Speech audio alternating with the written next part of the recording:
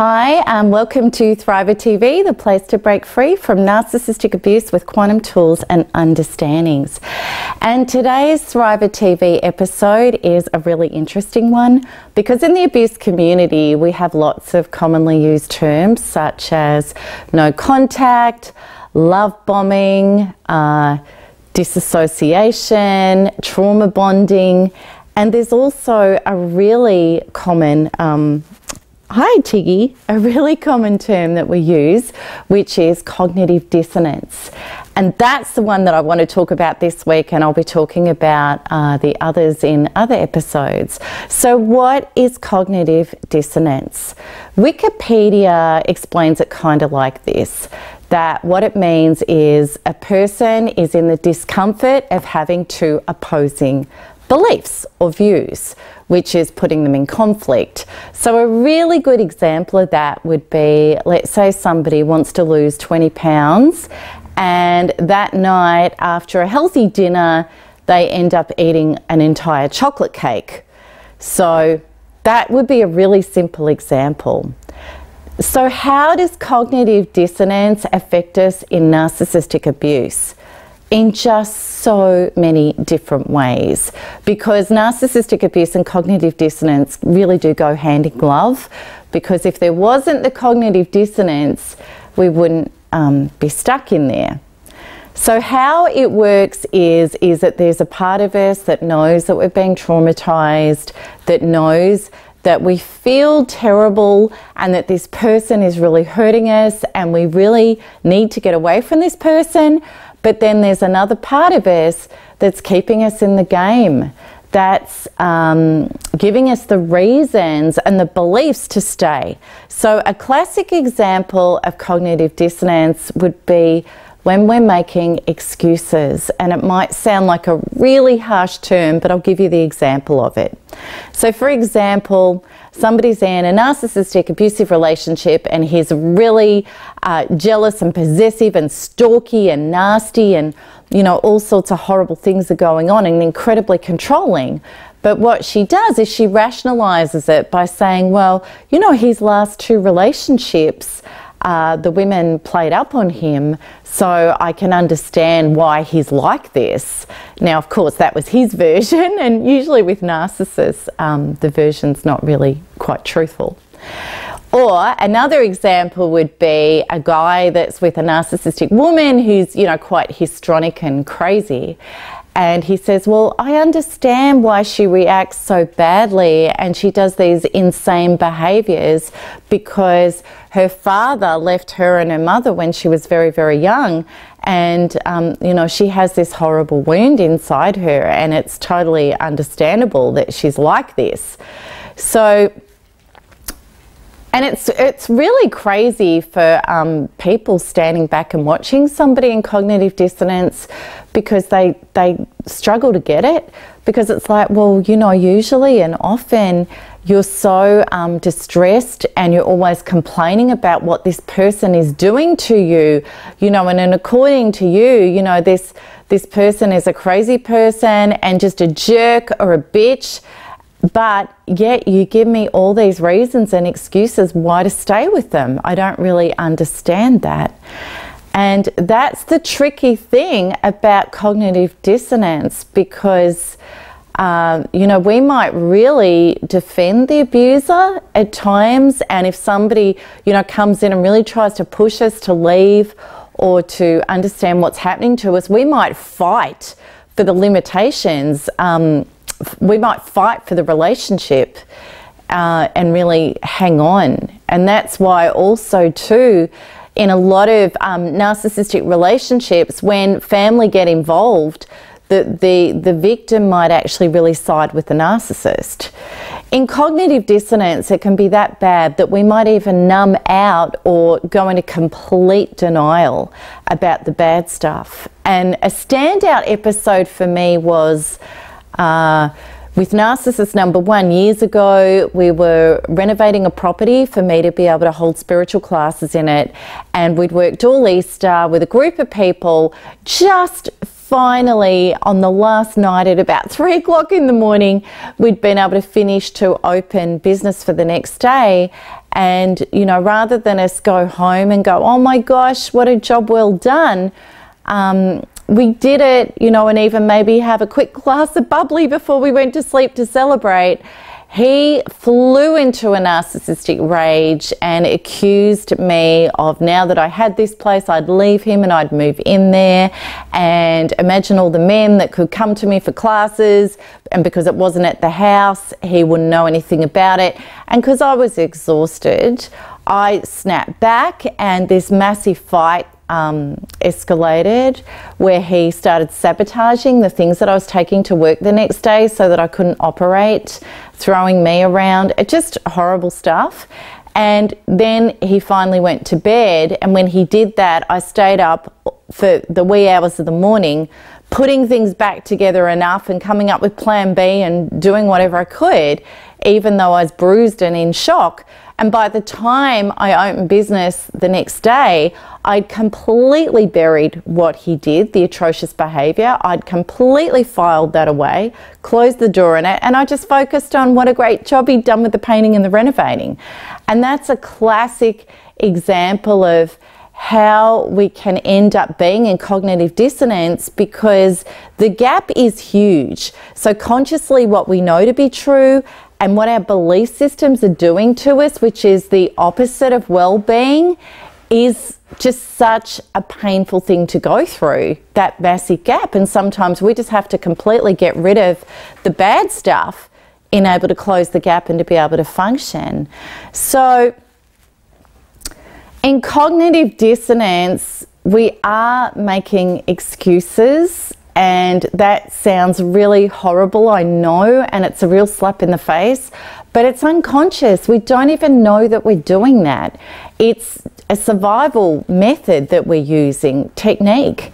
And what we're really aware of is the gap, is just the uncomfortable confusion and tumultuous emotions and our turmoil and our trauma that we're feeling in our cognitive dissonance.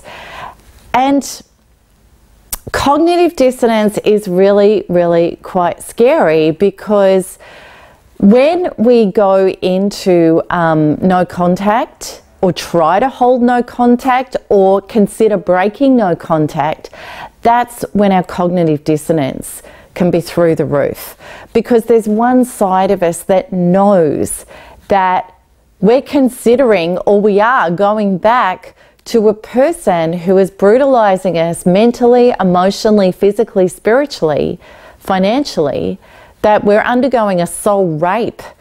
And then there's this other part of us, and that part of us, is saying, don't do it. Our soul is screaming, don't put yourself back there. And then another part of us is fully considering the opportunity of reconnecting. And maybe this time it'll be different, or maybe I can do something different so that I can survive this, and he'll be, or she'll be different. We're going through all of that stuff. And I know within the community, and for myself personally, at those times of breaking no contact or strongly considering breaking no contact, that is when we feel the most broken, the most traumatized, the most suicidal. And it's that, and my heart goes out to you if you're going through it, because I understand it. I went through that so many times before I sorted out my cognitive dissonance. So many times. And really what's going on is these two horrendous beliefs that if I stay with you, I'm going to be annihilated, and if I'm not with you, I can't survive. And they're just horrible, horrible opposing beliefs that rip us to shreds.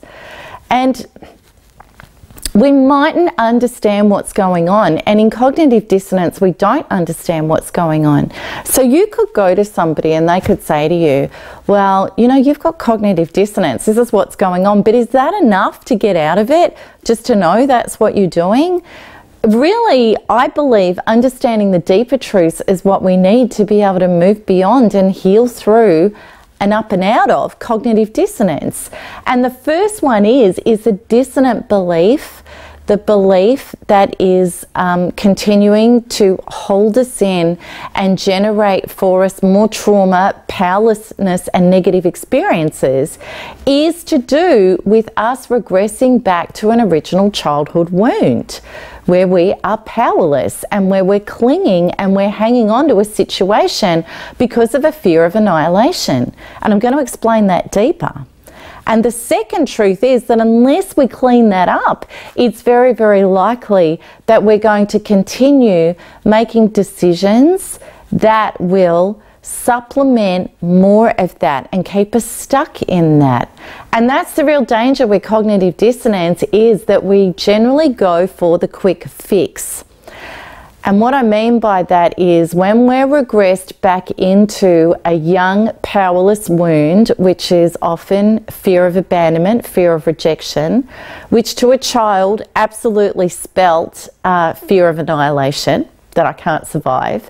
When the narcissist does or doesn't do something that triggers us into that, there's a literal panic and a feeling like we're going to die. And in those times, what we are likely to do is to try to get quick and instant relief, which means to go in again, to connect again, to make contact again, to try to fix it, to try to sort it out. And when we're doing that, you know, we're just getting more damage, we're just getting more hurt. And even though it might feel like the right decision emotionally in the moment, what happens is for the durable long term, we're not getting relief, we're not getting well, we're not getting out and away, we're not getting empowered, and we're not generating lives that are free of abuse. It's keeping us stuck in wrong town. And that's just hugely painful, but that's what cognitive dissonance does. So it's no different from that woman wanting to lose 20 pounds and then she has that urge for chocolate cake and she gives into it trying to get emotional relief, but in the long term she's further away from her goal of well-being and being slim, just like we're further away from our goal of well-being and healthy love and not being abused. So that's what cognitive dissonance does. So let's just use this real life example that happens all the time. Let's just say there's a guy and he's married to a narcissistic woman, and when her false self doesn't get adequately fed, which is often, she'll trigger into rages, and in these rages she will abandon him and leave him. She'll threaten him with extramarital affairs. She has got social services onto him with abuse by proxy, with false allegations to try to hurt him. Horrible behaviour, which is all very narcissistic. And, you know, when he finally gets out of his powerlessness and he stands up and he goes, enough, well, that's when she regresses back into the behaviour of I'm so sorry and the crocodile tears and, you know, I'll do anything it takes and I'll have therapy, you know, because narcissists are really wounded children that want other people in their life to be adults that will love them regardless of how horrible they behave. You know, they are entitled little children that think they should be loved regardless, and often they'll do anything to get that attention and that loyalty regardless of what they've done. So this is what she was doing to him, and this has happened so many times, let's say 20 times, and the 20th time it happens, here he is again, you know, with her looking him straight in the eyes and crying, and he's running a dialogue through his head of, oh my God, this time I think she really gets it. This time she looks really remorseful. She's never quite said it that way before. And he doesn't realise he's said this to himself every single time. So people in his life, friends and colleagues and family, are like, what are you doing? You're going to take her back? And he has to come up with a really convincing story, which is to confirm the validity of his decision, which he's trying to do. So, you know, he takes her back, and sure enough, it all happens again. And people standing back are going, well, this is the definition of insanity, because, well, isn't it that we're making the same choices and we're expecting a different result? You know, that was coined, the definition of insanity. And, you know, really, he's not in his right mind, because any rational person standing back can see that to make a choice again, where of course she's going to unravel, and within hours, days, or a couple of weeks, it'll be back to narcissistic business as usual. It always has been. History has shown that. Nothing changes. His life's continually being torn apart. So, you know, making the decision that's taking him away from well-being into more destruction is a crazy decision. But yet this is what we do in narcissistic abuse time and time and time and time again. And, you know, his reason, he believes, is because this time she was different. Other people looking on could say things like, well, the reason he does that is because Gary's such a lovely guy and he sees the best in everybody, including Carly. You know, he wants to believe the best in her. But, you know, those reasons are all BS. They're not actually the true reasons as to why he's making that choice. And this is key to understand. I really hope you get this, that true reasons do not take us into destruction. True reasons take us into well-being and life force, and living the way our soul always intended us to live. So, you know, Gary's making this decision again because he's come up with his reason, the validity, which is this time she was different. But then the real life experience shows him that that was not a true reason, because nothing is coherent here. It's not congruent. It's not coming together. It's not working out. So those reasons are not the truth. The truth always sets us free, and we've got to get to the true reason. The true reason why Gary is taking her back is because he's repeating unfinished business from his childhood. One of his parents was emotionally unavailable. One of his parents was threatening and made him feel like he was going to be annihilated because he was being rejected, he was abandoned, he was punished. All the things that Carly does. And what's happening is Gary is regressing back to a young child saying, this time I have to fix this, because if not, I am going to emotionally self-destruct. I can't cope. And that's the replay that's going on unconsciously time and time again. And this is how we trauma bond. And cognitive dissonance is the reasons we give ourselves to stay in the trauma bonding. And there's two massive ones that are common in this community. There's many, but the two massive ones is that fear of abandonment or rejection, where a child feels like they are emotionally going to be annihilated. Because as children, we're powerless, we're completely codependent. We need that caregiver to get their act together for us to feel okay. And the thing is, lots of caretakers didn't get their act together. One of the really big thrusts that went through for children of the 50s, 60s, 70s and 80s, that babies, when they cried, should be left to their own devices, and then no soothing unless it was dinner time. So, and this was a belief that children would become demanding and entitled and wouldn't be independent enough. But now studies have shown that it actually happened in the exact reverse.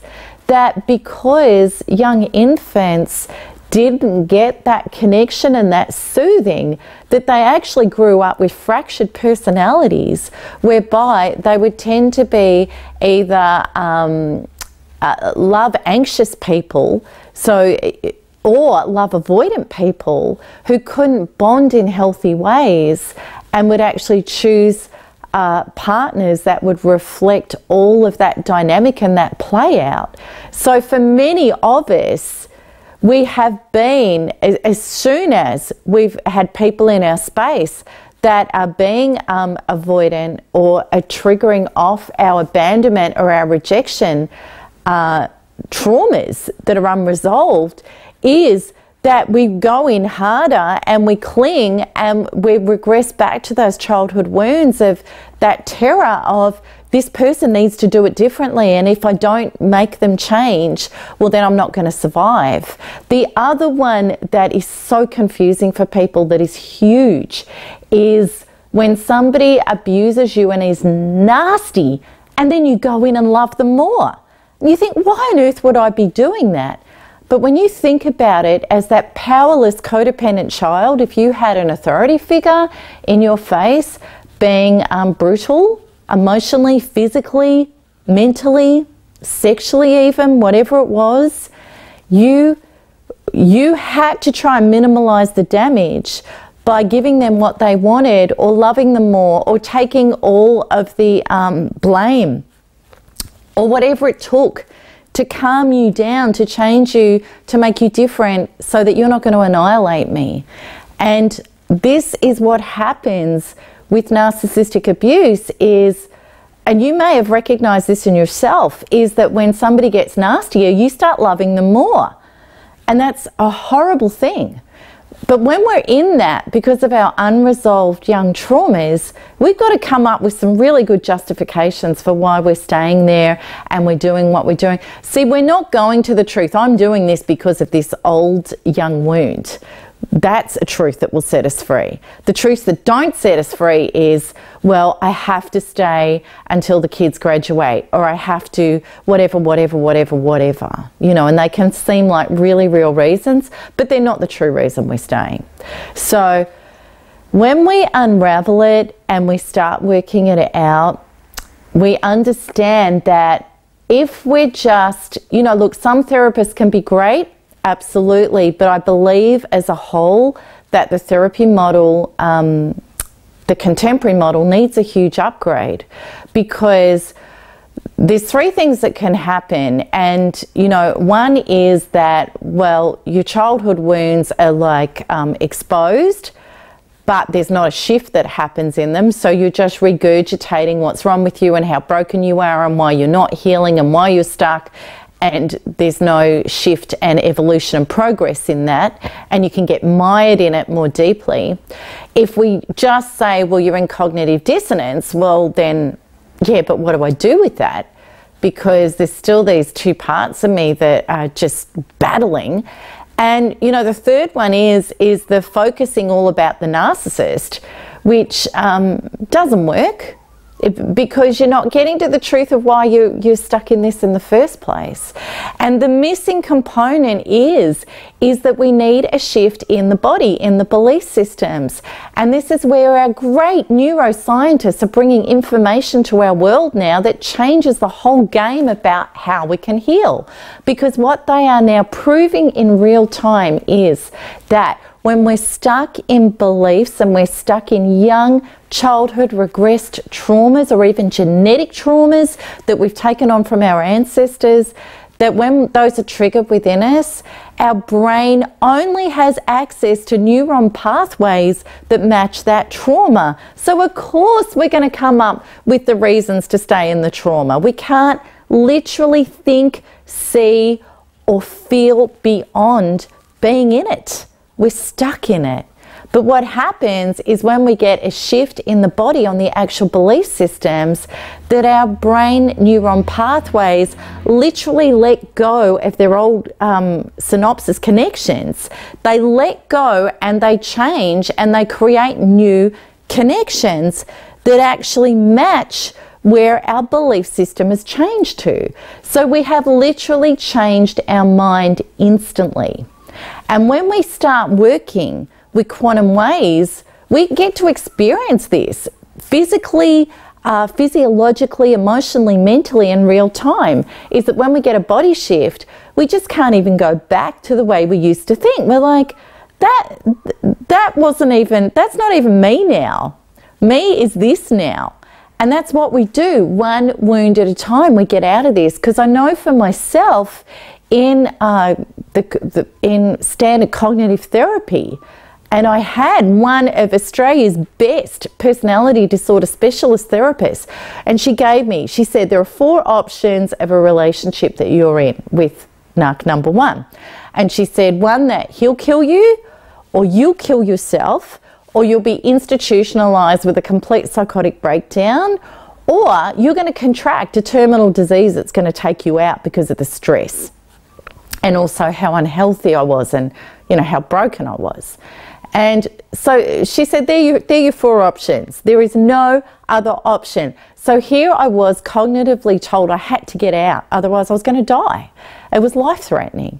And of course, all of her therapy was about getting me out. But I had this little young girl inside me saying that if I can't stop you hurting me, I'm going to be annihilated. I need to cling, I need to stay, I need to fix this. So what happened for me was all of this pressure to get out and work me to get out, you know, because time was running out, and I did end up having a psychotic breakdown. I was running out of time.